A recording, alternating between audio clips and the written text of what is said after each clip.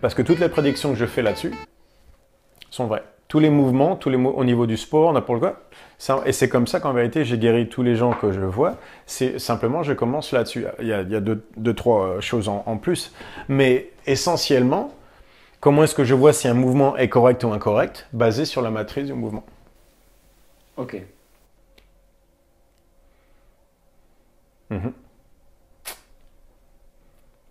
Ensuite, une fois que tu as ces éléments-là, comment tu travailles avec tes athlètes? Et ça c'est la base du mouvement. Donc, c'est comme ça que je vais voir où ils bougent correctement ou incorrectement. OK, ou pas correctement. Maintenant, de là, la plupart du temps, ils viennent me voir déjà avec des problèmes. Donc, il faut que je vois un peu leur programme d'entraînement. Il faut que je puisse regarder pour voir où sont les déséquilibres au niveau de leur entraînement. Donc, déjà, avant quoi que ce soit, il faut que je vois si ça c'est correct ou pas. D'accord. Parce que ça commence là, tout commence là. Le reste après je vais expliquer, mais tout commence ici. Et déjà donc à la maison, ça va vous prendre un certain temps déjà pour digérer tout ça. Donc revenez après pour voir le reste du podcast, mais tout commence ici. Et donc à partir de là, ça c'est la base du mouvement quoi. Et donc c'est ce que j'appelle la matrice du mouvement, c'est la base du mouvement. Après ça, le mouvement, c'est comme ça que je vais expliquer comment je regarde au mouvement en général. Donc ça, c'est la base. Right? La rotation est la base de tout. Okay? Donc la deuxième partie, maintenant je vais effacer ça. Donc ça, cette boîte-là, ça représente le mouvement. Okay? Et donc la base du mouvement, c'est la rotation. Okay? Mais maintenant, comment est-ce que je vais appliquer cette rotation?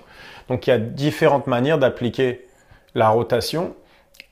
Et c'est cette boîte qui va me dire si l'athlète est en train de se développer correctement ou pas. Parce que de nouveau, on revient avec le trou entre kiné et préparation physique. À moins que tu te sois fait taper par quelqu'un ou par une voiture, pour moi, le problème, c'est le pattern de mouvement est pas correct, quoi. Tu fais simplement les choses d'une manière incorrecte. Et donc, on commence toujours avec la rotation, mais il faut après ça, de la manière dont donc ça c'est la manière dont tu moves, dont tu bouges, mais après il faut voir la manière dont tu t'entraînes, s'il y a un problème avec la manière d'entraînement. Donc déjà, est-ce que la manière dont tu bouges est correcte? Oui ou non? Si c'est non, déjà on va corriger ça. Mais maintenant, il faut voir la manière dont tu t'entraînes aussi.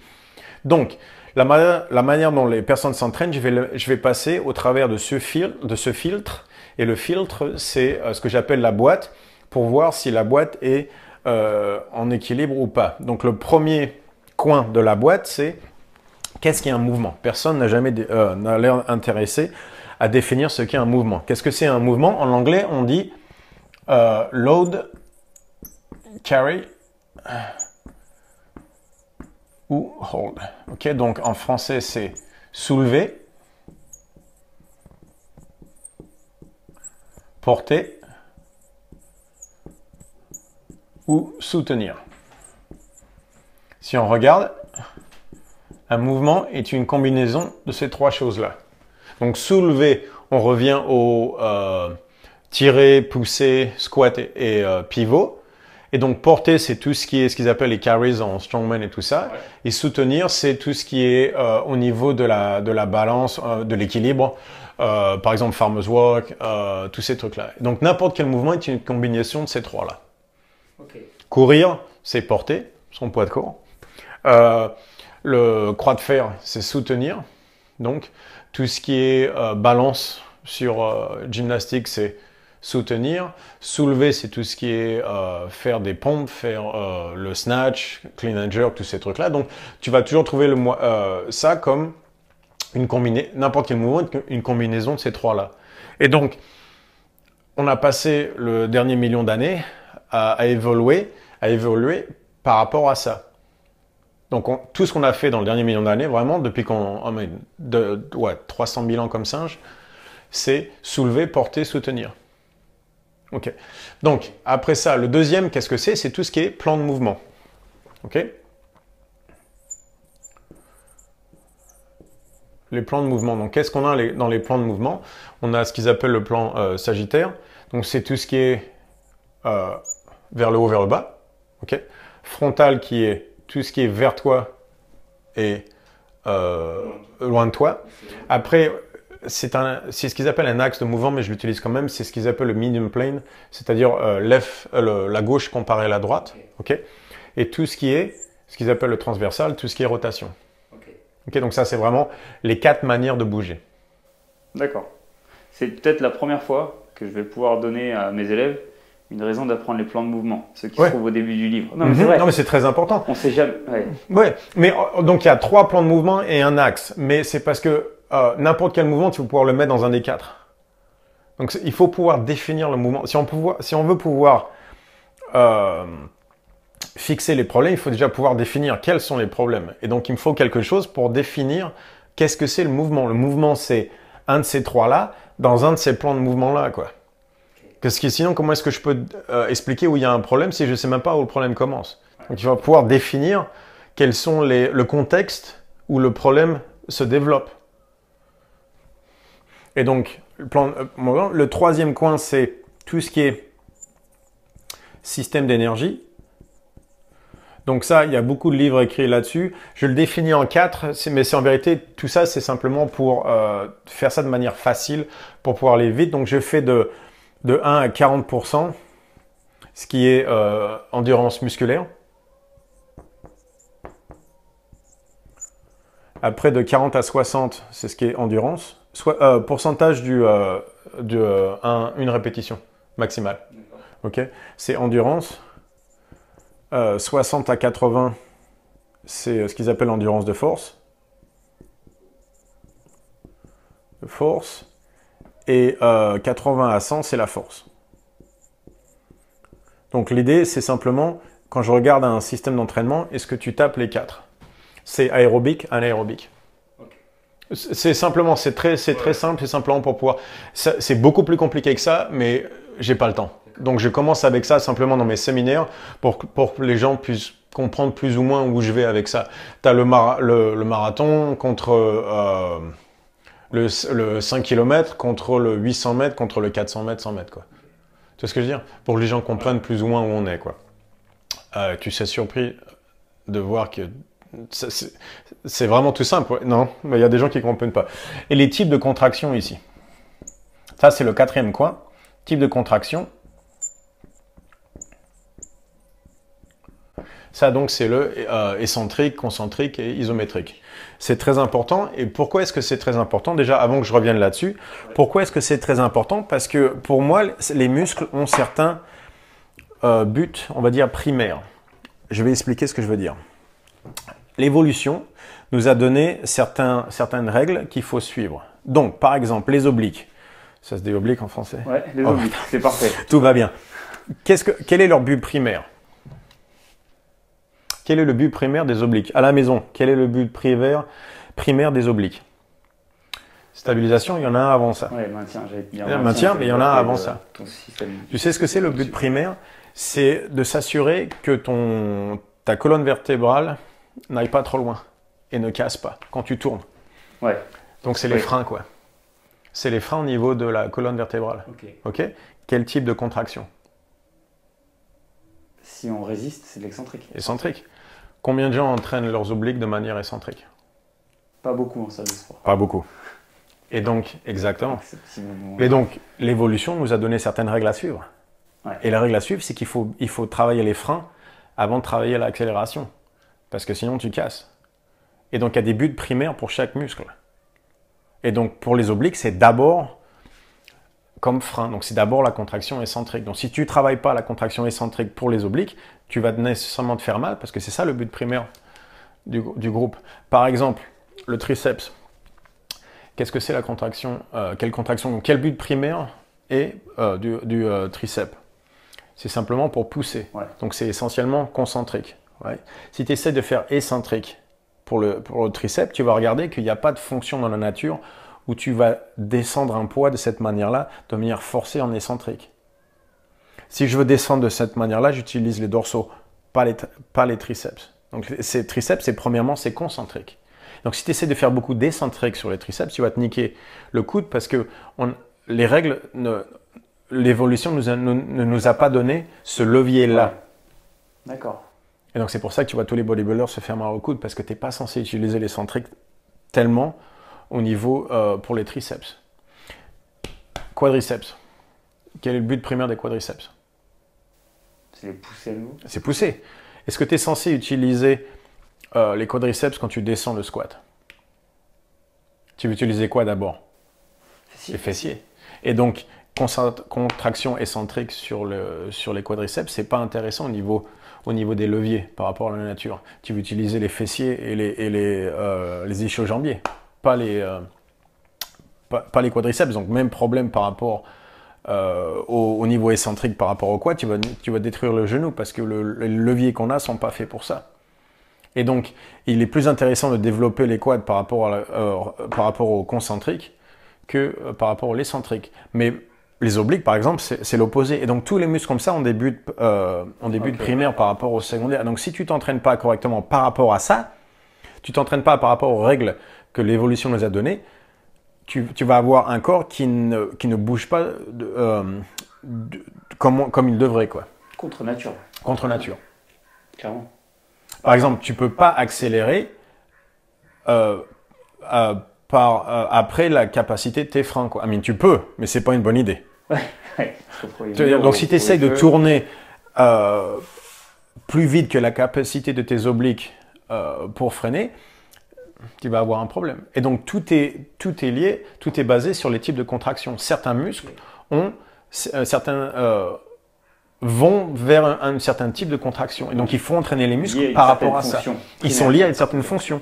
Et la fonction est liée au type de contraction est liée à la fonction. Donc, il faut comprendre la fonction du muscle pour pouvoir l'entraîner avec un certain type de contraction. Sinon, tu vas contre la nature, contre l'évolution.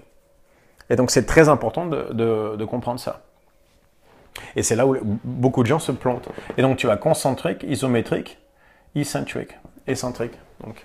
Donc, maintenant que j'ai la boîte, on va prendre CrossFit. Ok? Ouais, ça c'était ma question. Qu'est-ce que tu vois comme erreur majoritaire dans le CrossFit? Et donc, je vais expliquer pourquoi je vois des problèmes en CrossFit. Donc, on va regarder par rapport à la boîte. Est-ce qu'il y a soulevé en CrossFit? Oui, ça, je pense que ça va. Il y en a suffisamment. Ok. Porter. Exactement. Ouais, tu es souvent sur... Porte quoi? Oui, à part courir.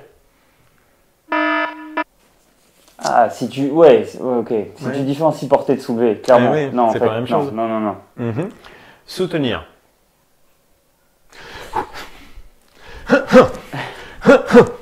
Mais on skip un peu toutes les phases excentriques. Donc, Exactement. Maintenant, plan de mouvement. Up and down. Donc pour l'instant, on a soulevé. On a soulevé. Ok. Donc déjà, la boîte, le premier coin, ça ne marche pas, quoi. Maintenant, plan de mouvement. En haut, en bas. Ça, je pense que Sagittaire, il y en a, ça va. Plan frontal. Très peu exactement. D'exercices en plan frontal. Gauche contre droite. À part dans le jerk. Ouais, mais c'est encore pire parce que tu le fais que d'un côté. Ouais. Tu renforcerais qu'une. Et donc, tu as ce qu'ils appellent les fentes ou les pistoles et c'est tout. Okay. Mais pour le haut du corps, 0. Et maintenant, tout ce qui est rotation, il n'y en a aucune. Il y en a un, le split jerk. Mais le problème, c'est que tu le fais que d'un côté.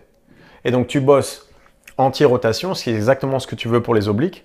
Donc, parce que c'est en excentrique et isométrique. Mais malheureusement, tu le fais que d'un côté. Donc, c'est encore pire. Tu sais ce qu'il y a de pire que d'avoir 2 mauvais obliques, c'est d'avoir un mauvais oblique. Donc, c'est encore pire. Okay. Parce que donc, ils ont un oblique qui fonctionne et pas l'autre. Donc, c'est encore pire. Et donc, système d'énergie, ça, c'est bon. CrossFit le fait très bien. On va sur tout. Maintenant, type de contraction. Concentrique, oui. Beaucoup. Isométrique, il n'y en a pas. Excentrique, il n'y en a pas. Et donc, si je regarde la boîte, tout de suite, je vois tous les déséquilibres par rapport au CrossFit. Alors, pour les gens qui vont écouter ou regarder, ils vont se lever en disant « Comment ça, il n'y a pas d'excentrique au CrossFit ?» faut bien expliquer que la contraction dominante qu'on essaie de mettre en place, c'est le concentrique. Pour aller plus vite. Avec le pour aller plus vite. Pour aller plus vite. Voilà. C'est-à-dire que si tu te concentres vraiment sur l'excentrique, tu vas aller très doucement. Et par exemple, si tu fais 100 swing de kettlebell avec un bon excentrique, tu ne vas pas pouvoir marcher pendant 5 jours. Ça ne serait pas une bonne idée. Okay. Pour aller vite, il faut aller vers le concentrique. Clairement. Et façon clean and jerk, qui c'est qui le ramène vers le sol? C'est vraiment, on le guide vers le sol, mais on le ramène pas vers le sol. Okay. Et donc, tu te retrouves avec une boîte qui a certains déséquilibres. Et ces déséquilibres-là commencent à créer des problèmes. Mais donc, le problème, c'est pas CrossFit. Le problème, c'est les exercices qu'on a choisis. Donc, tout ce que j'ai à faire maintenant pour corriger ces problèmes-là, qui viennent donc de ces mouvements contre nature, dans un sens, de cet entraînement au moins contre nature, c'est simplement d'avoir certains exercices qui peuvent corriger les trous. C'est tout. Si je corrige ces trous-là, CrossFit marche très bien. Okay. Le problème, c'est pas CrossFit. Le problème, c'est les choix d'exercices. Ne faire que de l'haltérophilie, ne faire que de la gymnastique avec le keep. Non, c'est ça le problème. Si, il y a plein de mouvements d'entraînement qui sont dans le plan frontal. Il y en a plein. Bench press, le développé couché, on l'a enlevé. Mais on utilisait ce qu'ils appellent barbell rows, les tirages de barbell, tirages de dos. Il y en avait plein avant. On les a enlevés. Donc le problème avec CrossFit, c'est pas CrossFit soi-même, c'est le choix d'exercice qu'on a maintenant. Donc il faut simplement avoir, à côté de l'entraînement de CrossFit classique, avoir un certain plan d'entraînement de manière à pouvoir ne pas avoir autant de trous dans la boîte, quoi. Donc il suffit d'avoir un plan à côté. C'est ça le template que j'ai sur Invictus, c'est pouvoir corriger tout ça. Pourquoi est-ce que j'aime le tirage de corde tant que ça? Allez me voir sur l'Instagram, vous allez comprendre. Parce que qu'est-ce que c'est quand je tire la corde comme ça? C'est portée, ok, frontal, medium axe en plus, un peu de rotation, avec et en utilisant le dos qui malheureusement n'est plus du tout utilisé en CrossFit. Si on regarde au niveau du latissimus dorsi, il y a aucun de ça en CrossFit parce que tout le monde va de ce côté-là, vers les trapèzes au lieu d'utiliser le dos. Pourquoi? Parce que si tu regardes au but primaire au niveau du dos, c'est concentré que dans le frontal plane. Donc, ces déséquilibres-là créent un problème au niveau des latissimus dorsi qui ne sont plus engagés maintenant, spécialement avec le keeping. Donc, on ne bosse plus les dorsaux. Okay. Parce qu'on ne bosse jamais au niveau du frontal. Il n'y a plus de tirage pour le dos. Donc les dorsaux ne sont plus utilisés. Et donc si tu n'as pas de dorsaux, qu'est-ce que tu fais? Tu vas vers les trapézius. Okay. Et donc les trapèzes. Et donc tout le monde se retrouve à faire ça tout le temps. Okay. Et donc c'est de là que vient les problèmes d'épaule qu'on a dans le CrossFit, c'est que tout le monde va vers les trapèzes au lieu de rester avec les dorsaux. Les dorsaux, un des buts des dorsaux, c'est de garder les épaules vers le bas. Et donc, quand je fais un jerk, je suis censé être ici, mais malheureusement, si j'ai pas les dorsaux, je vais aller vers les trapèzes et tout de suite avoir les épaules par rapport aux oreilles, qu'on voit tout le temps. Alors qu'en vérité, si j'ai suffisamment de dorsaux, ça ramènerait mes épaules vers le bas. J'aurais un peu plus de trapèze vers le bas et un peu plus de rear delt qui me permettrait de stabiliser correctement, au lieu d'aller tout de suite vers les hauts comme ça, qui est une très mauvaise position pour les épaules. Mais ça vient du fait que les dorsaux ne travaillent plus ne travaillent plus correctement. À cause des déséquilibres de la boîte. Donc, comment est-ce que je garde ça? Je fais ce qu'ils appellent les lat pull-down là, dans la gym. C'est les tirages de dorsaux. Je fais beaucoup de tirages de cordes. Parce que ça me permet d'être but primaire des lats. Donc, ce qui est concentrique, mais dans le plan frontal. Tac, tac, tac, tac, tac, tac. Mais donc, en vérité, quand j'entraîne tous les athlètes des CrossFit Games, je n'enlève rien de leur entraînement. Je rajoute certains exercices de manière à ce que cette boîte-là soit développée correctement. Okay. Et donc, la plupart des problèmes s'en vont. Parce que je respecte la nature, l'évolution, les règles avec lesquelles, malheureusement, on doit faire. Et donc, il suffit simplement d'entraîner les gens basés là-dessus, et tu vas voir, la plupart des problèmes s'en vont miraculeusement. Okay. Parce qu'en vérité, tout ce que j'ai fait, c'est d'avoir une boîte qui est en équilibre. C'est tout. L'équilibre est la chose. Ouais. Il suffit de respecter les règles que l'évolution nous a données. C'est tout. C'est déjà beaucoup. Mouvement, avec la rotation, la plupart des problèmes s'en vont. Et donc, beaucoup de gens se retrouvent dans une situation où ils vont voir un kiné et le kiné ne peut pas aider encore parce qu'on n'est pas vraiment blessé. On va se blesser, mais on n'est pas encore blessé. Et donc, tu vas voir un kiné et ils disent « Ouais, non, ouais, ça bouge pas bien, vous devez corriger ça. » Oui, parce qu'ils savent pas, parce que vous n'êtes pas encore blessé. Donc, il n'y a pas encore vraiment de trauma, quoi. Et donc, ils ne savent pas quoi faire parce qu'on n'est pas encore là où ils commencent. Ouais. Et moi, ce que je voudrais, c'est qu'on arrête d'attendre d'être blessé pour aller voir le kiné. Ce que je voudrais, c'est pouvoir guérir les gens avant qu'ils soient blessés. Et donc, m'assurer que tous ces mouvements, tous ces patterns de mouvement soient corrects de manière à ce qu'on n'arrive jamais au moment où on arrive chez le kiné. Et de toute façon, après le kiné, qu'est-ce qui se passe? Le mouvement, il est toujours incorrect. Et donc, on va se blesser de toute manière. Ouais, c'était ma remarque. C'était est-ce que ton kiné allait être assez fort? Non. Pour connaître le sport en général, la musculation, les mouvements de et c'est ça le problème. Mais c'est ça le problème, c'est que donc les entraîneurs ne connaissent pas suffisamment ce côté-là et les kinés ne connaissent pas ça et ne connaissent pas l'entraînement. Ouais. Et donc il y a aucune communication entre les deux côtés, quoi. Parce qu'il y a un côté qui ne comprend pas, un côté ne comprend pas l'autre, donc ils se parlent pas, ils veulent pas se parler et on va nulle part, quoi. Mais en vérité, les problèmes commencent toujours ici, au départ. Éventuellement, on va arriver au moment où la personne se blesse et donc maintenant il faut aller voir le kiné. Et donc les kinés, qu'est-ce qu'ils disent? Arrêtez de faire ça. Non, il n'y a pas besoin d'arrêter de faire le CrossFit. C'est ça où ça m'énerve à chaque fois. C'est pas arrêter. Le problème, c'est pas là. Pourquoi arrêter? Non, il faut continuer à faire le CrossFit. Il faut le faire correctement, c'est tout. Il faut avoir certains exercices dans le système de manière à pouvoir continuer à faire le CrossFit. Je veux pas que les gens s'arrêtent, au contraire. Ouais. Je veux qu'ils continuent. Mais il faut le faire d'une certaine manière, de manière à ce que le corps ne casse pas, quoi. C'est un discours qui est pas que inhérent au kiné, hein, qui est aussi très proche ou soutenu par des médecins. Oui. Et des fois, tu te dis, ok, là c'est flippant, parce que si on arrête toutes les personnes de faire ce qu'on entend, on court plus, quoi. On court plus. Non, mais ça c'est la manière de façon des médecins en général. C'est-à-dire qu'il faut avoir une pilule au lieu d'arrêter de manger des conneries. Il y a des pilules. Aux États-Unis, c'est toujours comme ça. Il y a toujours une pilule pour tout, quoi.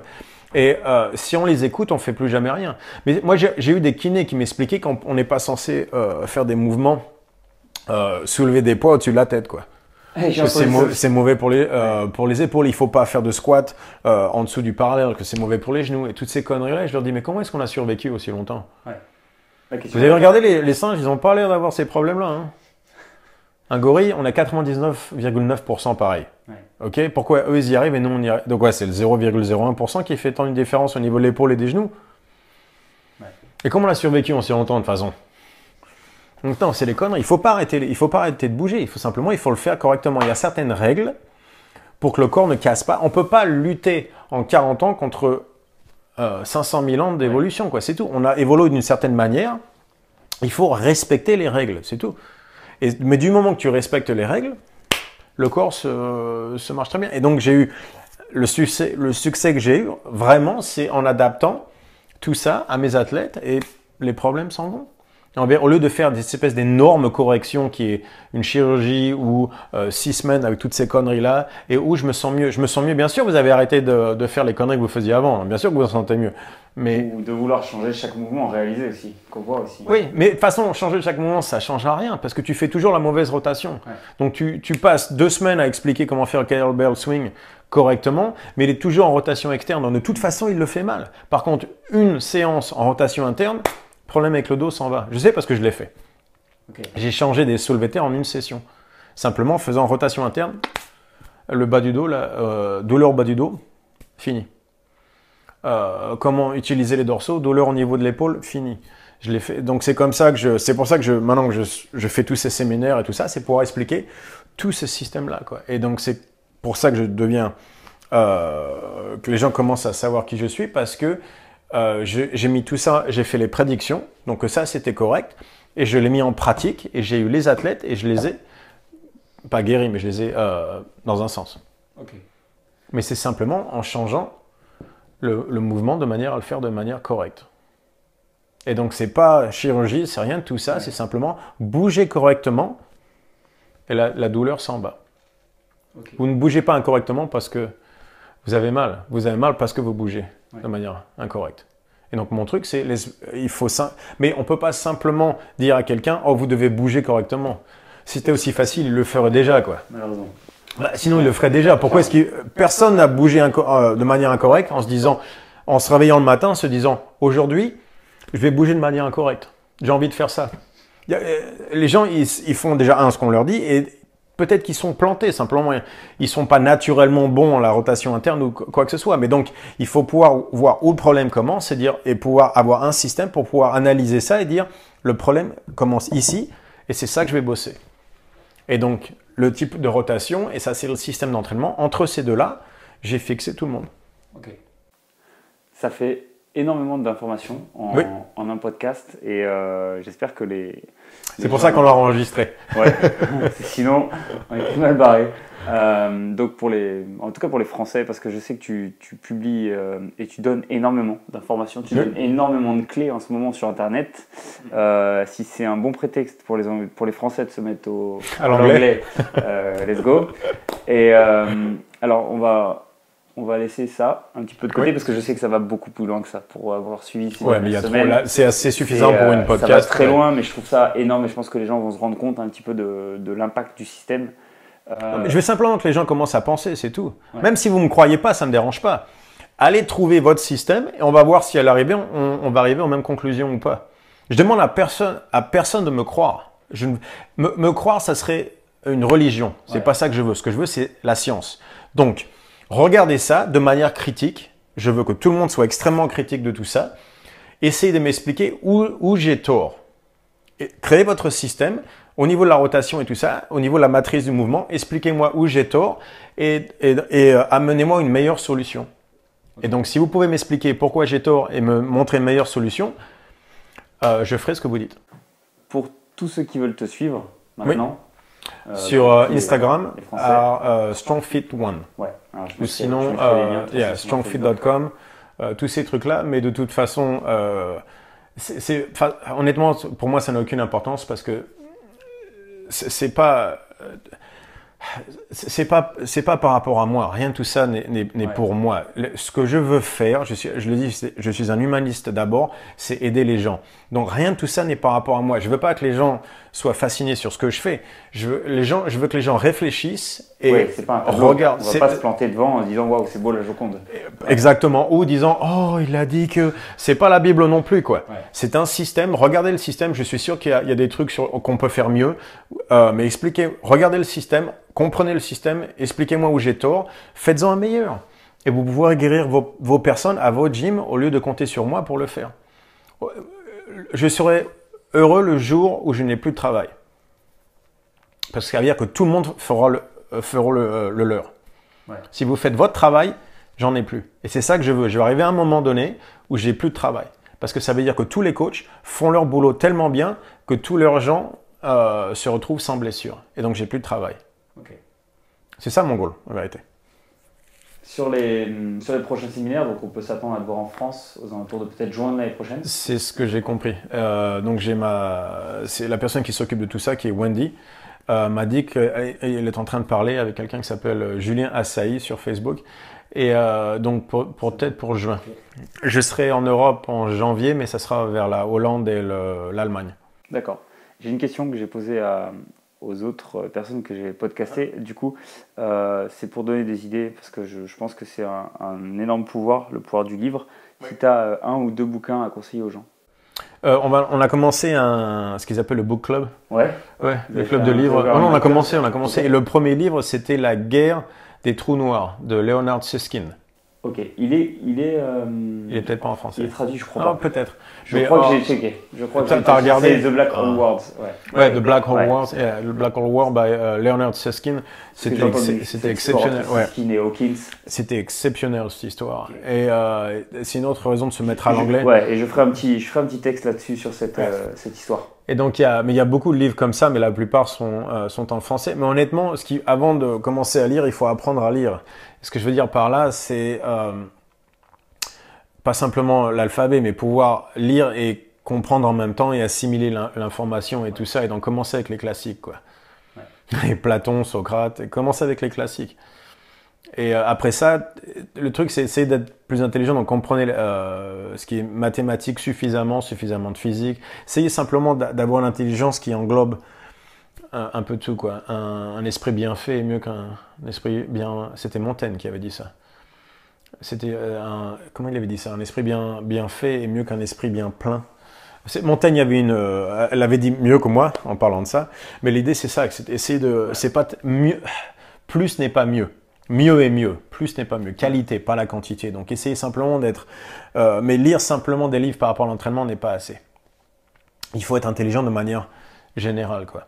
Donc il faut étudier tout ce qui est physique, tout ce qui est maths, philosophie, tous ces trucs-là, quoi. Histoire. Ça permet d'avoir de pouvoir intégrer les informations de manière plus générale, c'est mieux. Donc la plupart des livres que je vais donner n'auront rien à voir avec l'entraînement, quoi. Ok, super. Donc le premier, The Black Hole World, alors je sais pas où The Black Hole Wars, je sais pas où il en est de la traduction. Leonard Susskind. Mais c'était Susskind, c'était Susskind, S-U-S-S, c'est ça l'auteur. C'était sa guerre avec Hawkins. Ok. Et c'est exceptionnel, c'est vraiment un très bon truc. Ça marche. Mais de toute façon, je pense que je ferai un petit résumé, je la connais l'histoire et voilà. C'est vraiment bon. Je vais te remercier pour cette fin de podcast, d'une parce que tu m'as répondu et qu'on a pu se capter alors que c'était vraiment pas prévu sur Paris et le temps que tu as pris. J'étais en vacances donc, avec ma fille, donc voilà. Je suis un peu en train de bousiller les fins de vacances. Donc j'apprécie vraiment. Non, je pars ce soir pour le Mexique, donc tout va bien. Ok. Bon, pas trop de tequila là-bas. Non. Voilà, donc merci et merci aussi de faire le podcast en français. J'espère que ça donnera des idées aux gens et que voilà, ils pourront venir un petit peu voir tout ce qui se passe sur ce mouvement, sur ce système, parce que je pense que ça peut aider beaucoup de nos. Non, j'en suis sûr. Je fais énormément en anglais, malheureusement, pardon, mais c'est beaucoup plus dur pour moi de le faire en français. Ouais. Comme je disais, je vais m'habituer. Le seul français aux States à qui on parle de son accent français et qui a un accent anglais quand il parle français, donc c'est assez exceptionnel. Merci Julien. Merci.